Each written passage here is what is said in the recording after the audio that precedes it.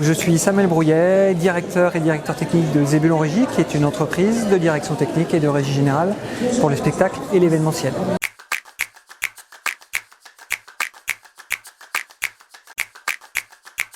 Alors je pense que les acteurs de la culture ont un rôle majeur à jouer, d'abord parce que la culture a souvent été un laboratoire d'expérimentation sociétale, RSE, développement durable, qui se propage ensuite, ou pas d'ailleurs, au reste de la société.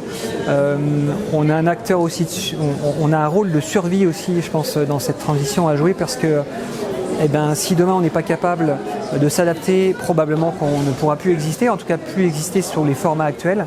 Je pense à certains très grands formats d'événements, les grosses tournées internationales, les déplacements, puisque les transports sont vraiment des sujets très impactants. Donc d'une manière générale, nous acteurs culturels, et ensemble on a vraiment à réfléchir à faire une transition raisonnée, assumée et pleine.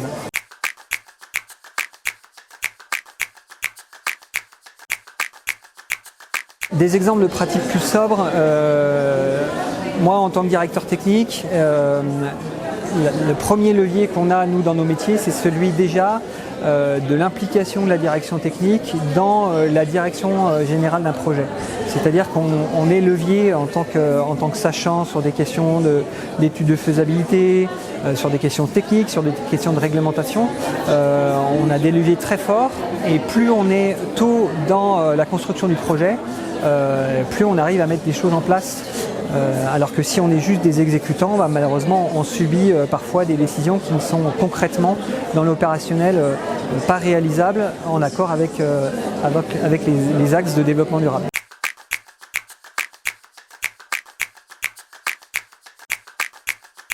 Pour associer les partenaires dans ces enjeux-là, là aussi on va la plupart du temps remettre beaucoup d'humain, de temps humain dans la réflexion, à la construction du projet, dans son pilotage, dans sa gouvernance, pour qu'on puisse interroger le rôle de chacun dans la transition écologique et solidaire, l'impact qu'il peut avoir. Est-ce qu'on fait venir une semi-remorque de Paris de matériel quand on a un événement à Nantes par exemple?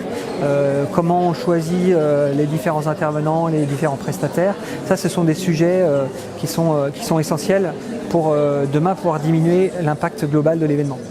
Et pour embarquer les équipes, là aussi souvent du temps. On essaye de construire des équipes techniques, des projets très en amont, de les impliquer dans le projet, de les choisir en fonction évidemment de leurs compétences, de leur appétence aussi sur les enjeux de transition, et de mettre en place différents process qui vont du covoiturage jusqu'à la diminution des déchets techniques pour les équipes techniques sur le terrain, de manière à pouvoir là aussi mesurer l'impact, le diminuer, le maîtriser et peut-être demain le compenser.